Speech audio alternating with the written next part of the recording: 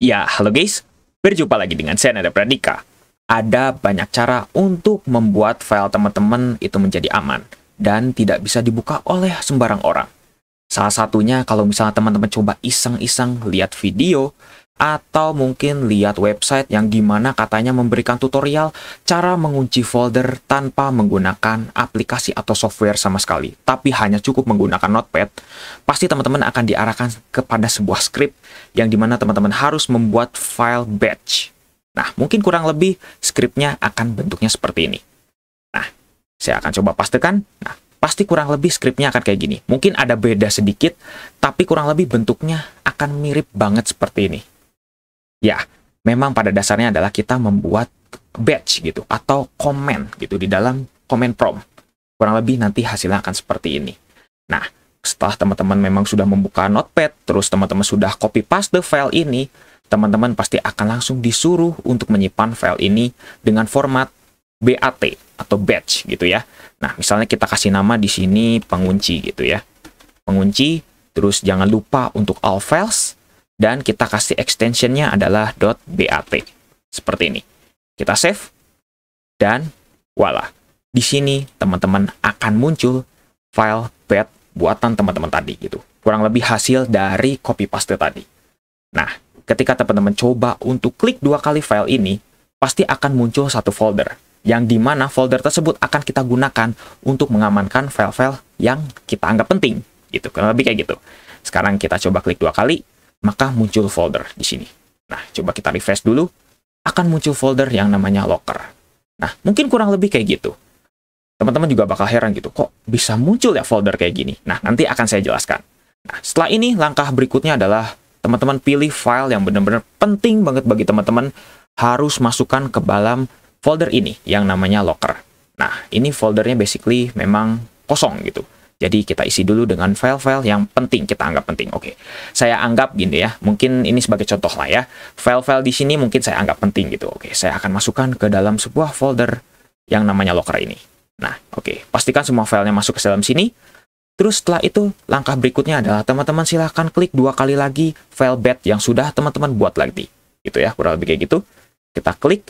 Nah, di sini ada pertanyaan, apakah kamu yakin ingin mengunci folder ini? Kita pencet yes atau Y, kita enter, secara ajaib, foldernya akan hilang. Wow, ini bener-bener foldernya hilang ya? Wah, kemana nih? Apakah filenya hilang atau tidak? Jawabannya tidak hilang, itu hanya tersembunyi saja. Tapi disembunyikannya bagaimana? Ini nih yang agak unik gitu ya. Nah, sekarang saya akan coba untuk buka lagi.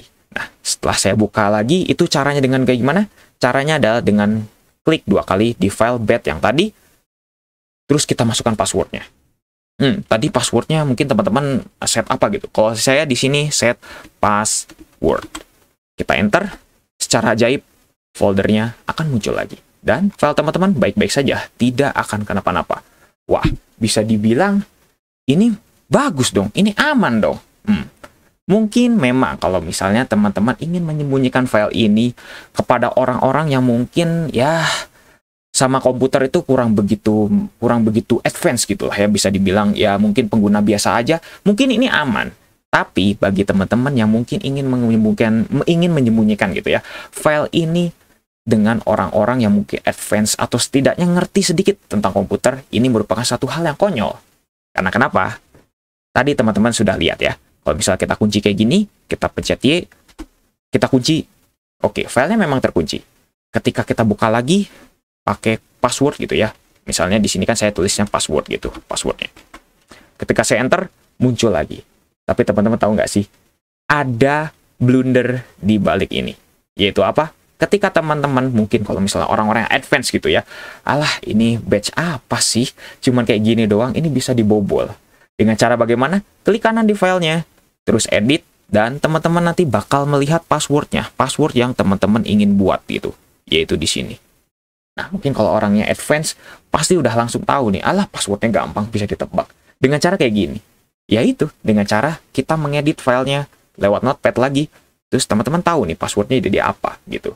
Karena kenapa? Karena mungkin teman-teman juga kalau lihat di websitenya atau di video tutorial cara mengunci folder kayak gini, pasti disuruh ganti passwordnya gitu. Passwordnya sesuai dengan teman-teman. Mau sesusah apapun, tetap bisa dibobol. Ya, itulah salah satu blundernya. Itu baru satu, blunder yang ke satu gitu ya. Oke, sekarang saya akan coba untuk menunjukkan kepada teman-teman. Apakah file ini benar-benar menghilang atau hanya sekadar mungkin properties terus di hidden saja kayak gini? Apakah iya betul atau tidak? Nah, sekarang saya akan tunjukkan. Misalnya, kalau misalnya saya kunci lagi gitu ya. Di sini saya yes. Memang benar-benar terkunci. Dan kalau misalnya saya lihat di folder option di sini, kita coba show hidden files and folder, kita apply, terus kita oke. Masih tidak ada filenya. Loh, filenya berarti disembunyikannya secara sistem dong. Iya, betul, secara sistem. Sekarang kita akan coba folder option lagi. Kita uncheck gitu ya, hide protected operating system files. Di sini kita yes, terus kita oke. Dan di sinilah, oke, file thumbs ini lupakanlah ya, karena ini adalah salah satu dari fitur dari folder zaman dulu di Windows XP. Nah, di sini teman-teman akan mencurigai, kok ada control panel nih? Kenapa ini ya? Nah, ini sebenarnya salah satu kerjaan dari si FileBat ini, yaitu mengubah folder tadi yang namanya locker ya, menjadi control panel ini. Kalau misalnya teman-teman coba klik 2 kali, ini bukan menuju ke foldernya, tapi secara ajaib akan muncul ke control panel. Artinya apa? Artinya kalau misalnya status folder teman-teman masih di-rename dengan nama control panel seperti ini, maka foldernya nggak bisa diakses sama sekali. Justru kurang lebih si foldernya ini akan berubah menjadi shortcut. Shortcut menuju ke control panel. Kurang lebih kayak gitu. Makanya ini rename-nya adalah seperti ini. Kalau misalnya teman-teman ingin coba rename lagi di sini, oke, mungkin jawabannya adalah kita akan coba nih ya. Oke, di sini sebagai jaga-jaga mungkin saya akan copy paste dulu di sini, terus kita coba misalnya jadi locker lagi nih. Apakah bisa menjadi folder lagi? Jawabannya adalah masih bisa. Seperti itu. Karena ini adalah salah satu, mungkin bisa dibilang mungkin bug, atau mungkin bisa dibilang memang otomatis dari Windows-nya gitu. Ketika kita rename control panel dengan folder, dengan format seperti ini, control panel apa, terus ada kode-kode seperti ini, maka otomatis akan berubah menjadi link untuk menuju ke control panel. Itulah tugasnya gitu. Nah, kalau misalnya folder ini ditemuin sama orang-orang yang mungkin advance, mungkin udahlah, tinggal saya coba rename, ganti apapun, tetap bakal kebuka menjadi folder yang tadi gitu. Nah, makanya di sini sebenarnya bisa dibilang aman atau tidak untuk orang advance ini, ini masih gampang dibobol. Kurang lebih kayak gitu. Nah, kalau misalnya kita coba rename lagi nih ya. Oke, kita coba rename lagi seperti ini. Terus kita coba enter passwordnya, misalnya password seperti ini. Kita buka, maka otomatis ini akan ter-rename. Loh, jadi kayak gimana nih cara kerjanya? Oke, saya akan coba tunjukkan nih ya. Sekarang kita coba ke edit dan kita lihat bagaimana cara kerja dari komen ini.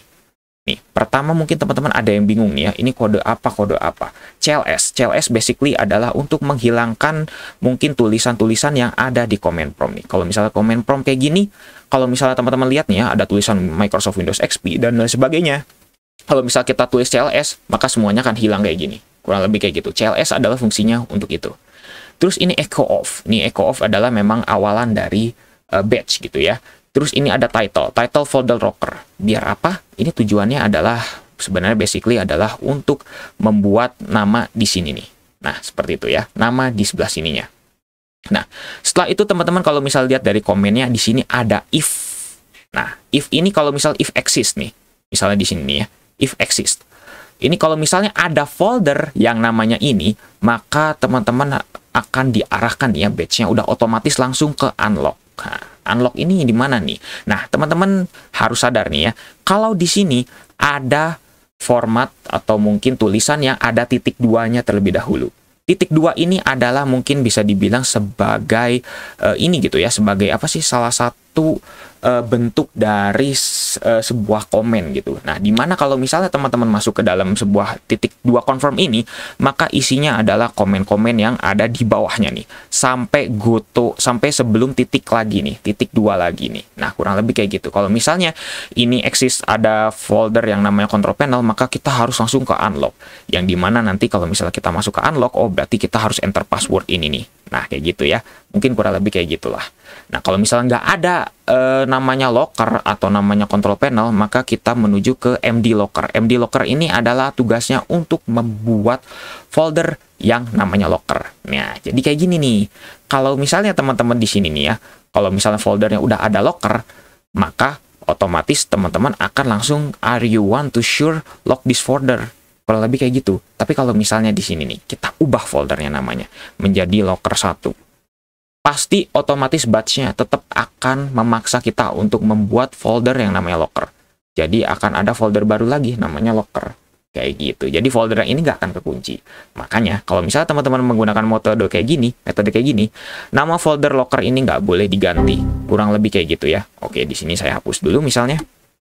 Dan kita coba untuk ubah lagi menjadi locker. Baru bisa ke are you sure want to lock this folder.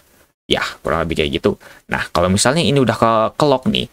Nah, kalau misalnya kita choice-nya ini misalnya Y, berarti artinya go to lock. Tapi kalau misalnya kita no, berarti menuju ke N. N itu artinya menutup dari si komennya. Dari komennya semuanya gitu, kurang lebih kayak gitu. Nah, kalau misalnya kita coba lock di sini, nah kita lihat nih titik 2 lock di sini. Nah, di sini tugasnya adalah merename folder locker tadi menjadi control panel bla bla bla kayak gini. Nah, terus kita ganti atributnya atau mungkin bisa dibilang visibilitas dari foldernya menjadi plus H. Plus H itu artinya di hidden.